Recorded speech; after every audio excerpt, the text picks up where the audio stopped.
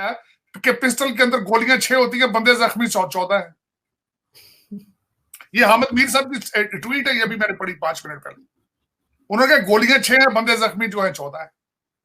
जिसको कहते हैं ना कि साजिश के बारे में लोग बात करते हैं, कुछ पाकिस्तानी हैं जो पुराने ख्यालात के हैं कि साहब इंडिया की साजिश है और यहूदियों की साजिश है। वो तो खैर टमाटर के भाव इनके 500 रुपए किलो हो जाते हैं, वो भी यहूदी और हिंदू की साजिश है। उसके बारे में आप और मैं कुछ कर नहीं सकते। यहां पे हमने हार मान ली पाकिस्तानियों के सामने। बारिश हो गई, हिंदू की साजिश है, और धरती हिल गई, अर्थक्वेक आ गया, तो यहूदी की साजिश है। वो अब जिस आदमी में बुद्धि नहीं, आप उससे बात क्या करेंगे?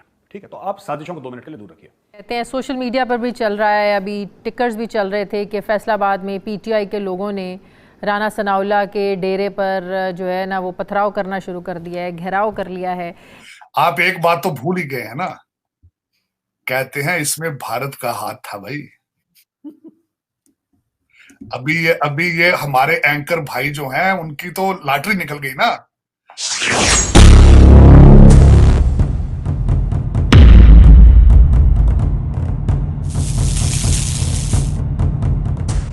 बुनियादी तौर पे देखा जाए तो इट्स टू अर्ली टू से कि ये किसने किया है, इसके पीछे कौन है। 2 चीज़ें देखने की चीज़ हैं। पहली चीज़ ये है कि जिसने भी किया ये, उसने पाकिस्तान की इंटरनल सलामती को ख़तरे में डालने की कोशिश की है। पहली चीज़, इंतशार फैलाने की कोशिश की है, और पाकिस्तान ऑलरेडी जो क्राइसिस में है, इकनॉमिक क्राइसिस में, इसको फर्दर डीप इनटू क्राइसिस ले जाने की कोशिश की है। और पाकिस्तान की सियासत आपको पता है इस वक्त इंतशार की शिकार है, तो उस इंतशार को और बढ़ाने की कोशिश की गई है। और इसमें कोई भी हो सकता है। मैं तो समझता हूँ शायद इसमें कोई थर्ड पार्टी होगी। मैं नहीं समझता कि हुकूमत या पाकिस्तान मुस्लिम लीग नून या कोई और पॉलिटिकल पार्टी ऐसा कोई काम कर सकती है, क्योंकि अगर आप देखें कि इसको 2 फेजेस में प्लान किया गया है। एक शूटर आया पहले, उसने ब्रस्ट फायर किया फेज 1। तो प्लान इस तरह किया गया बड़े प्रॉपर प्रोफेशनली कि इस तरह प्लान किया गया कि अगर टारगेट एंगेज नहीं होता ब्रस्ट फायर से, तो फिर सिंगल शॉट के साथ एंगेज किया जाए। तो उसमें जो बंदा शूटर था जिसने ब्रस्ट फायर किया था उसको तो मार दिया गया। तो जो दूसरे को पकड़ा गया है और जिस तरीके से किया गया है, ये इसके पीछे कोई नॉर्मल सिचुएशन नहीं हो सकती। अगर आपको याद होगा बेनज़ीर भुट्टो का जो मर्डर हुआ था वो भी इसी तरीके से प्लान हुआ था। लियाकत अली खान वाला भी इसी तरह का प्लान था। वही बात आ जाती है कि इन इन्वेस्टिगेशनों से कभी हमने पहले ना कुछ निकाल सके, हमारी 5-5 साल हुकूमतें भी रही पीपल्स पार्टी की, हम कुछ नहीं कर सकते, तो अब क्या निकलेगा। और उससे भी इम्पॉर्टेंट चीज़ देखें, इस वक्त तमाम पाकिस्तान की स्पेशली पीटीआई के वर्कर्स को सब्र व तहम्मुल की ज़रूरत है। मैं नहीं समझता, पीस की ज़रूरत है, और पीस की ज़रूरत है पाकिस्तान को, और हमें इससे आगे जाने की ज़रूरत नहीं। इवेंचुअली 25,000, 30,000, 40,000 में इस तरह के कई लड़के मिल जाते हैं। अच्छा। तो ये वही चीज़ है। और पुलिस ने जो बयान चलवाया ये उससे भी ज़्यादा खतरनाक है। उस चीज़ को वो कवर कर रहा है कि इतनी बड़ी एक अटेम्प्ट हुई है, मुनज़्ज़म अटेम्प्ट हुई है, और आपने विद इन नो टाइम बयान दिलवा दिया। तो फिर सबसे पहले ये दरख्वास्त करना चाहूँगा कि मुल्क एक सिविल वॉर से बच गया है, शुक्र है, खान साहब की जान को ख़तरा नहीं है। और मगर अभी कुछ वाक़यात आ रहे हैं, फैसलाबाद में रिपोर्ट्स आ रही हैं कि वहाँ फायरिंग का एक्सचेंज हुआ है, पीटीआई वर्कर के ऊपर फायरिंग हुई, फिर उसके बाद उनके गार्ड्स की तरफ से फायरिंग चली, और वहाँ थोड़ी सी कई और जगहों में भी कशीदगी जारी है। तो बात ये कि ये सारी चीज़ें जो होना ये इंतहाई अनफॉर्चुनेट है। जिसने भी ये किया है, पाकिस्तान से खेलने की कोशिश की है, आग से खेलने की कोशिश की है, खून को बहाने की कोशिश की है, पाकिस्तान में खून रेजी करने की कोशिश की है, पाकिस्तान को अफरा तफरी और अनारकी में फैलाने की कोशिश की है, धकेलने की कोशिश की है।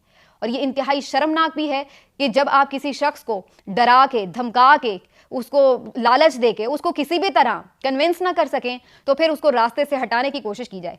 और वो किसने किया है हम नहीं जान सकते। जुमलेबाजी कि फितने का सर कुचल देंगे, इसको हम यहीं पे गाड़ देंगे, इसका ये है, इसको दफन कर देंगे, इसका पता नहीं क्या क्या अल्फाज ये लोग बोल रहे हैं। और अभी भी मजे की बात सुनिए, अभी भी इनको अकल नहीं आ रही है।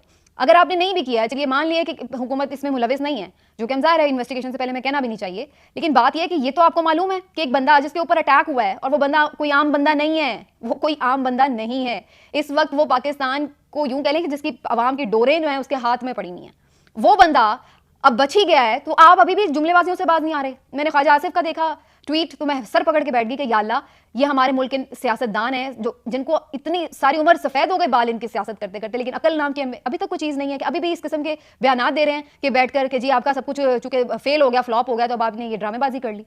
और इसी तरह एक लाइन से आप देख लें कि PMLN के लोगों की जो है वो इस किस्म की ट्वीट्स आ रही हैं कि जनाब ये, तो ये इंतहाई शर्मनाक बात है। एक तो पहले मुल्क में आग लगी हुई है, उसके ऊपर आप हुकूमत हैं, जिम्मेदारी की ठंडा करें, उल्टा आप और चिंगारियां भड़का रहे हैं और आग लगा रहे हैं कि किसी तरह जो है ना सब कुछ बस खत्म हो जाए। इस तरह का इनका माइंडसेट लग रहा है, बजाय इसके कि आप तहम्मुल का मुजाहरा करें, उन्हें कहें कि भाई हम आपके साथ हैं, ये चीज़ गलत है और हम नहीं चाहते कि आगे ये चीज़ हो, आए मिल बैठ के बात करते हैं, जो इश्यूज हैं उनको रिजॉल्व करते हैं। इस तरह का कोई स्टेटमेंट देने के बजाय उल्टा और आग लगा रहे हैं और पागलपन के स्टेटमेंट्स दे रहे हैं। तो ये बात बिल्कुल समझ से बाहर है कि किस तरीके से जो है यहाँ पर चीज़ें हो रही हैं और अभी भी कोई अकल को हाथ मारने के लिए तैयार नजर नहीं आ रहा है। उसको ना जाने आप ये सोच रहे थे अगर कि ये इस तरह करके शायद वो मंजर से हट जाएगा तो उसके बाद जो आग लगती खुदा न खास्ता मुल्क में, ये मुल्क कहाँ जाता। मैं तो आज मुसलसल ये सोच के परेशान हो रही हूँ कि अल्लाह ना करे कि कोई खुदा न खास्ता अपने मकसद में कामयाब हो जाता तो फिर क्या इस वक्त मुल्क के हालात होते। अभी मुल्क के हालात कंट्रोल में नहीं है, जगह जगह आग लगी पड़ी है, पूरे शहरों में मुजाहरे हो रहे हैं। वो लॉन्ग मार्च जो एक सड़क पे चल रहा था आपने उसको पूरे गली कूचों में फैला दिया। ये आप लोगों की अकल का हाल है जिस पे मातम करने को दिल करता है।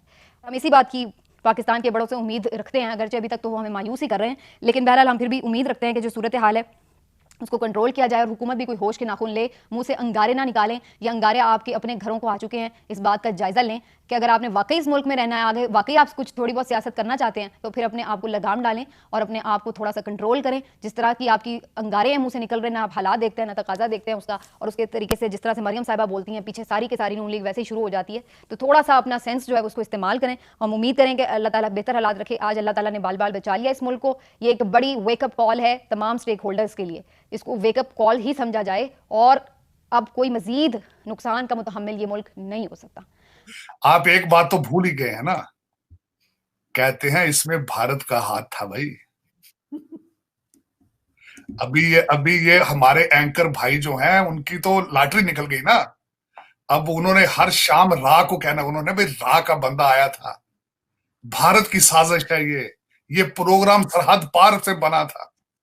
ये तो भाई अब तो वो देखे ना, अब तो रेटिंग कई हर शाम के वक्त, जिस तरह मैं कहता हूं मुर्गों की लड़ाइयां होंगी हर शाम को, तो वो रेटिंग के चक्कर में पता नहीं किस किस का घेर के नाम लाएंगे कि ये साजिश CIA ने की है, इसमें मुसाद आई थी इजराइल से, अरे उनके हथियारे देखे गए उड़ते हुए ऊपर से, अरे ये देखा। अभी तो फिर सारी अभी ये चलेगी, लेकिन इस पे जितना एक चीज और भी सर, एक सॉरी आपकी बात काट रही हूँ, लेकिन एक चीज और भी चल रही है यहाँ पे कि वो भगदड़ में चोटें लगी हैं, कंटेनर पे किसी को गोली नहीं लगी। ये भी एक खबर चल रही है कि जो लोग भागे हैं ना नीचे फायरिंग की आवाज से, उससे गिर पड़ के किसी के पाँव में चोट लगी, किसी का कुछ हो गया। और खान साहब गए हैं शौकत खानम हॉस्पिटल जो उनका अपना है, उनके अपने डॉक्टर जो है वो कह रहे हैं हाँ जी गोलियां जो मर्जी रिपोर्ट दे दे, वो इसीलिए तो अपने हॉस्पिटल में गए ना कि लोगों को हकीकत भी ना पता चल सके। लेकिन मैं ये हमेशा कहता था कि देखें, मैं इसको थोड़ा सा रिलेट करना चाहूंगा। अगले दिन जावेद चौधरी साहब ने अपना एक वीलॉग लिखा है, उन्होंने बड़ा अच्छा था। उन्होंने कहा था भाई ये इतने लोग इकट्ठे होते हैं जिस तरह पंजाब के अंदर बसों के अड्डे पे बंदरी वो रीच वाला तमाशा करे तो 500-600 पंजाबी तो वहां भी खड़े हो जाते हैं तमाशा देखने के लिए, और उतने लोग ये आजकल लॉन्ग मार्च में आ रहे हैं। दूसरा उन्होंने एक बड़ी खूबसूरत बात उसके साथ कही आरजू, उन्होंने कहा कि मैं इनको बताना चाहूंगा ये पंजाबी वो कौम है, पहाड़ों से जब पठान आते थे उतर के तो उनको रिसीव करते थे, स्वागत उनका करते थे, उनको वेलकम करते थे, हाथ डालते थे और पानीपत ले जाते थे, वहां कहते थे अब अपनी जंग खुद ही लड़ लो। तो उन्होंने कहा जब अंग्रेज आया, घोड़ा आया, तो वो दूसरी साइड से आ गया ना, वो सूरत से आ गया, गुजरात से। तो ये पंजाबी कंफ्यूज हो गए, भाई पहले तो पहाड़ों से उतरते ये कहां से आ गए। फिर उन्होंने उनको भी वेलकम किया, उनको रिसीव करके तो अफगानिस्तान ले गए, तो कहना यहां अपनी अपनी जंग लड़ लो भैया। तो उन्होंने कहा कि जिन लोगों के साथ ये घूम फिर रहे हैं ये लड़ाके नहीं है।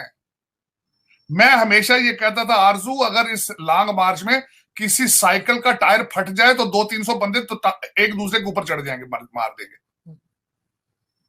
क्योंकि मैं खुद पंजाब से हूं ना, मैं खुद पंजाब से हूं आरजू। हम लड़ाइयां नहीं करते यहाँ, और मैं खुद इस चीज में बिलीव नहीं करता जाती तौर पे। अगर मैं आज मैं कहता हूं मैं तशद्दुद पे, इन चीजों पे बिलीव ही नहीं करता, बिल्कुल नहीं बिलीव करता।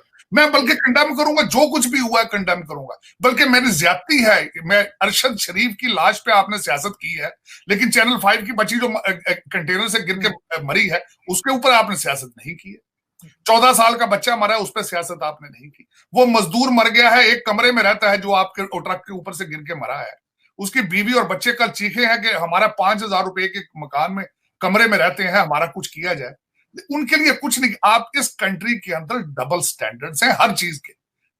इस मुल्क के अंदर 2 कानून है हर चीज के। अरशद शरीफ को आपने हीरो बनाया है, उसके कहा आप उसके नाम पे हॉस्पिटल बनाया जाएगा। उस बच्ची का क्या कसूर था भाई जो चैनल 5 की मर गई है? आप उसको तो देखते नहीं। लेकिन आज मैं एक और बात बताऊंगा आरजू, आज हम जो कुछ भी कह लें, इसका रिजल्ट कुछ नहीं निकलना सिवाय तबाही के, बर्बादी के। सिचुएशन के बाद क्या आप सबको मिलकर बैठकर डायलॉग करने की ज़रूरत नहीं है?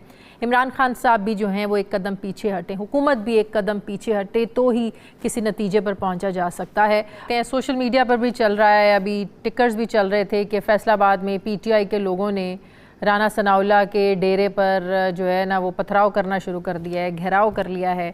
ऐसी सिचुएशन रहेगी अगर खोसा साहब, तो हालात आप नहीं समझते कि मज़ीद ख़राब होंगे, मज़ीद बिगड़ेंगे? क्या अब ये वो वक्त नहीं है जब दोनों तरफ से एक एक कदम पीछे हटकर मामलात को किसी नतीजे पर लेकर आना चाहिए, अमन से, मुफाहमत से? देखिए, मैं तो 100% भी इसी चीज़ का कायल हूँ